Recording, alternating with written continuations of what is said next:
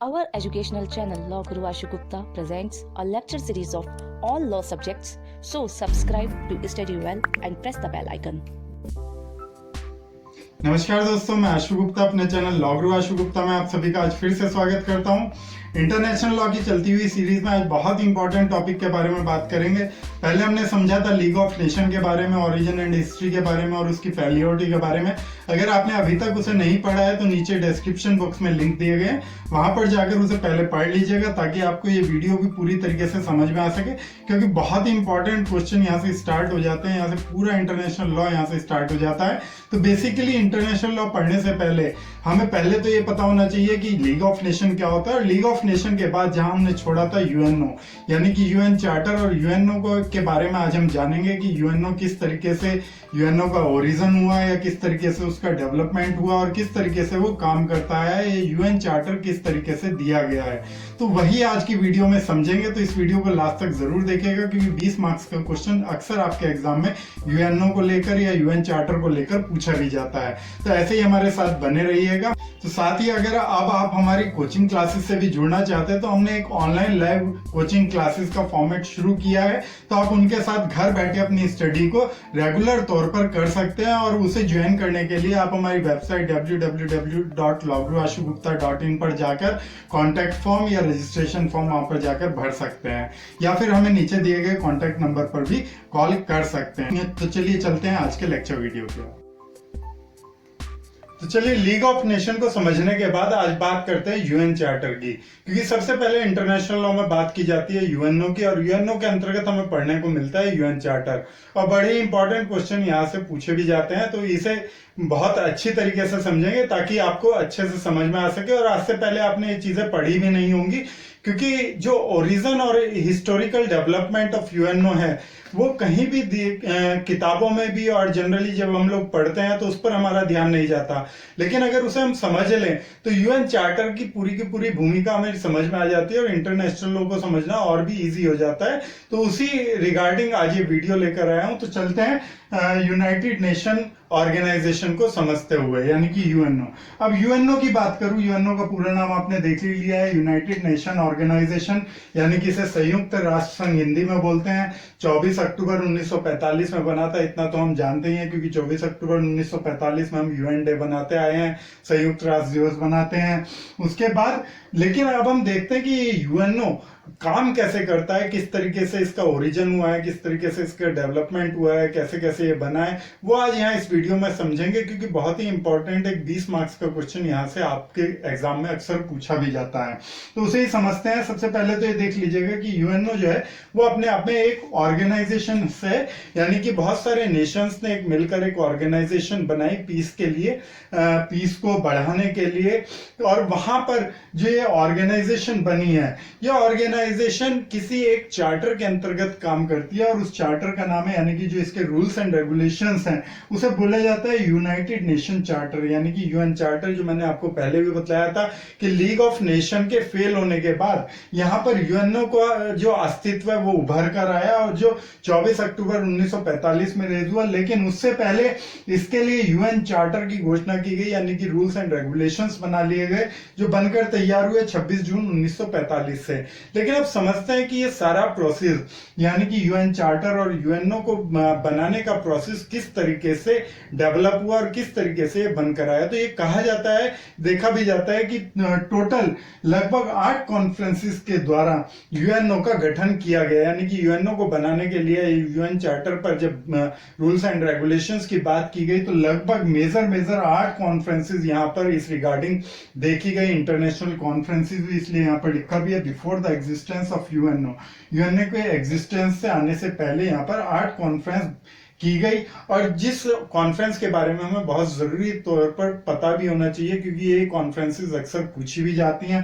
तो सबसे पहले आती है सेंट जेम्स डिक्लेरेशन, यानी कि सेंट जेम्स डिक्लेरेशन यूएनओ को लेकर पहली ऐसा डिक्लेरेशन था, पहली ऐसी इंटरनेशनल कॉन्फ्रेंस थी जिसने यूएन चार्टर या यूएनओ के बारे में बात स्टार्ट की, जो लंदन में हुई थी सबसे पहले 12 जून 1941 को। और सबसे पहले देखेंगे तो यूएनओ के बारे में बात करने के लिए New Zealand, Australia, south Africa, Canada, France और ब्रिटेन, ये इस कॉन्फ्रेंस में ये देश इकट्ठे हुए और इस डिक्लेरेशन पर इन्होंने बात की। सेंट जेम्स डिक्लेरेशन इस कॉन्फ्रेंस का नाम रखा गया। तो इस तरीके से ये यहाँ पर स्टार्ट हुआ पूरा का पूरा प्रोसेस। उसके बाद लगातार कई कॉन्फ्रेंसेस यहाँ पर देखने को मिली, जिसके बाद हमने उसके बाद अटलांटिक कॉन्फ्रेंस देखी अटलांटा में, जहां पर जो 14 अगस्त 1941 को हुई, जिसमें फिर प्राइम मिनिस्टर ऑफ यूएस और यूके यानी कि यूएस और यूके और आकर जुड़ गया, जिसमें हमने पढ़ा रूजवेल्ट और चर्चिल यहाँ पर प्राइम मिनिस्टर थे यूएस यूके के उस समय, वो यहाँ पर आकर इस कॉन्फ्रेंसेस के साथ जुड़े, यानी कि यूएनओ के गठन में उन्होंने भी यहाँ पर पार्टिसिपेट करना स्टार्ट किया। उसके बाद थर्ड कॉन्फ्रेंस यहाँ पर हमें देखने को मिली, डिक्लेरेशन बाय यूएन। ये बड़ी ही इंपॉर्टेंट कॉन्फ्रेंस है, क्यों है वो भी बतलाऊंगा। ये जो कॉन्फ्रेंस थी डिक्लेरेशन बाय यूएन यानी कि यूनाइटेड नेशन, ये हुई वाशिंगटन में 1 जनवरी 1942 को, जहां पर चाइना से टीसी संघ भी यहाँ पर आकर इस कॉन्फ्रेंस में जुड़े, यानी कि चाइना भी इसके साथ जुड़ा। चाइना, रशिया, अमेरिका और ब्रिटेन, ये बड़े देश इसके साथ इन्वॉल्व होने लगे। यहाँ पर देखा गया UN were taken up by that declaration, यानी कि पूरा का पूरा प्रोसीजर क्यों इंपॉर्टेंट हो जाती है, क्योंकि यूनाइटेड नेशन का जो पूरा का पूरा एक गठन करने की बात थी वो यहाँ पर एडॉप्ट की गई इस डिक्लेरेशन में, इसलिए इसे सबसे इंपॉर्टेंट माना जाता है। इसलिए इसका नाम भी दिया गया डिक्लेरेशन बाय यूएन, यानी कि UN were taken up by that declaration. इसके द्वारा ही यूनाइटेड नेशन के गठन की प्रक्रिया आगे बढ़ी और अस्तित्व में आनी शुरू हुई, तो इसलिए बहुत इंपॉर्टेंट माना जाता है। नेक्स्ट इसके बाद आता है मैक्रो डिक्लेरेशन, यानी कि 30 अक्टूबर 1943, फिर इससे आगे बात बढ़ती हुई एक डिक्लेरेशन मैक्रो डिक्लेरेशन के नाम पर आया, जो 30 अक्टूबर 1943 को किया गया। उसके बाद फिर फिफ्थ कॉन्फ्रेंस आई, तेहरान कॉन्फ्रेंस, तेहरान में हुई थी 1 दिसंबर 1943 को। उसके बाद एक बड़ी इंपॉर्टेंट कॉन्फ्रेंस उसके बाद हुई, डम्बल्टन ऑक्स कॉन्फ्रेंस, 21 अगस्त 1944 को ये कॉन्फ्रेंस हुई, जिसमें कहा जाता है कि यहाँ पर आकर इस ऑर्गेनाइजेशन का नाम डिक्लेयर किया गया, that is called a UNO, यानी कि यूनाइटेड नेशन ऑर्गेनाइजेशन। यानी कि ये ध्यान रखेंगे हम, डम्बल्टन ऑक्स कॉन्फ्रेंस 21 अगस्त 1944 को ये कॉन्फ्रेंस हुई, जिसमें यूएनओ के नाम को वैलिडिटी दी गई और उसके साथ साथ इसका ब्लूप्रिंट भी तैयार कर लिया गया, यानी कि इसके जो चार्टर था, इसके जो रूल्स एंड रेगुलेशंस थे, यूएन चार्टर का एक ब्लूप्रिंट भी इस कॉन्फ्रेंस में पूरी तरीके से तैयार कर लिया गया था, इसलिए बहुत ही इंपॉर्टेंट कॉन्फ्रेंस यहाँ पर मानी जाती है। उसके बाद 7th कॉन्फ्रेंस आती है, याल्टा कॉन्फ्रेंस, जो 11 फरवरी 1945 को हुई, जिसमें यूएन चार्टर पर डिटेल में बात की गई। और लास्ट कॉन्फ्रेंस यहाँ पर हमें देखने को मिलती है सैन फ्रांसिस्को कॉन्फ्रेंस, बहुत इंपॉर्टेंट क्योंकि लास्ट कॉन्फ्रेंस इसे लेकर थी और बहुत ही इंपॉर्टेंट कॉन्फ्रेंस मानी जाती है, जिसकी अध्यक्षता लॉर्ड हेलीपैक्स ने की। और ये कॉन्फ्रेंस जो है 25 अप्रैल से लेकर 25 जून 1945 तक चली। और इस कॉन्फ्रेंस के नेक्स्ट डे, इस कॉन्फ्रेंस के कंप्लीट होने के नेक्स्ट डे यहाँ पर हमने देखा कि यूएन चार्टर 26 जून 1945 को एडॉप्ट कर लिया गया, यानी कि एग्जिस्ट कर दिया गया। तो यूएन चार्टर फाइनलाइज किया गया, यहाँ पर हमने पढ़ा था 26 जून 1945, और सैन फ्रांसिस्को कॉन्फ्रेंस खत्म हुई थी 25 जून 1945। तो इस कॉन्फ्रेंस के खत्म होते ही यहाँ पर यूएन चार्टर अस्तित्व में आ गया, यानी कि यूएनओ को लेकर जो भी रूल्स एंड रेगुलेशंस या ब्लूप्रिंट तैयार किए गए थे, उन्हें फाइनली अडॉप्ट कर लिया गया। और जब इन्हें अडॉप्ट किया गया तो उसी दिन वहां पर that is signed by 50 members including India, यानी कि 50 मेंबरों के साथ के साइन के साथ ये जो यूएन चार्टर था ये अडॉप्ट किया गया, यूएनओ को अडॉप्ट किया गया यहाँ पर। और उसके बाद हम देखेंगे कि 24 अक्टूबर 1945 को यूएनओ का डिक्लेरेशन किया गया, और इसी दिन को हम यूएन डे के नाम से मनाते भी हैं, यानी कि संयुक्त राष्ट्र दिवस के नाम से बनाते भी हैं। और यहाँ पर देखेंगे इसी दिन 51वां मेंबर यहाँ पर जुड़ा, पोलैंड।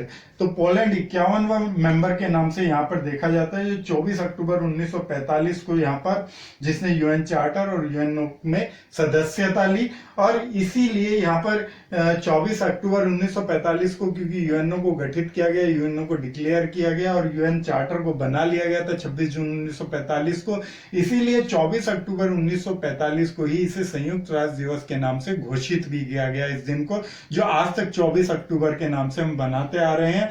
आगे समझते हैं इसी के बारे में कि यूएन चार्टर में क्या क्या चीजें और दी गई हैं, उसके बारे में भी देखते हैं। तो अब समझ लेते हैं इसमें कितने आर्टिकल्स हैं या किस तरीके से बनाया गया है। तो देखिए यूएनओ बन गया, यूएन चार्टर बन गया, तो यूएन चार्टर के हिसाब से यूएनओ काम करेगा, तो हमारी समझ में आ गया।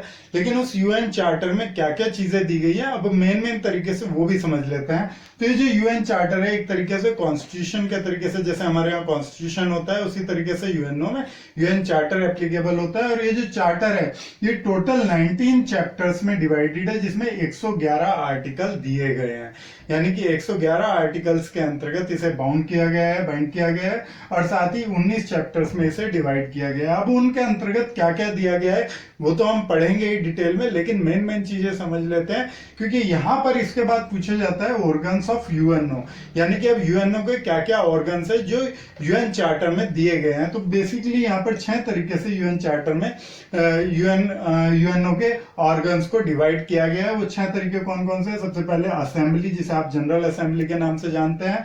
उसके बाद काउंसिल, यानी कि सिक्योरिटी काउंसिल के नाम से आपने बुक्स में पढ़ा होगा। यहाँ पर आ जाता है सेक्रेटरीट, फिर इंटरनेशनल कोर्ट ऑफ जस्टिस जो आईसीजे के नाम से काफी तौर पर जाना जाता है, इकोनॉमिक एंड सोशल काउंसिल यानी कि इकोसोक, और उसके बाद आता है ट्रस्टीशिप काउंसिल।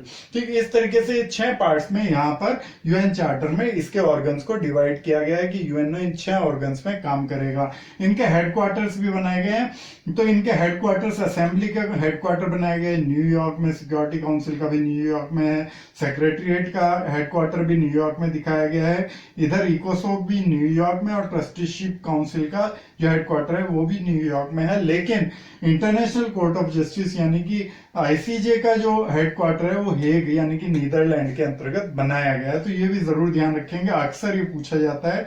इसके 5 जो ऑर्गन्स हैं उनके जो हेडक्वार्टर्स हैं वो न्यूयॉर्क में है, जबकि एक आईसीजे उसका हेडक्वार्टर हेग में देखने को मिलता है, नीदरलैंड में डेवलप किया गया है वहां पर। अब देखते हैं इसमें अगर अमेंडमेंट्स की बात करें तो अमेंडमेंट इसमें चैप्टर 18 में आर्टिकल 108 और 109 में दिया गया है। हालांकि इसमें अभी तक केवल 5 बार ही अमेंडमेंट किया गया है, यानी कि पूरे यूएन चार्टर में आज तक 5 बार ही अमेंडमेंट किया गया है। और ये 5 बार जो अमेंडमेंट किया गया है ये बेसिकली 3 आर्टिकल्स में किया गया। अब 3 आर्टिकल कौन कौन से हैं?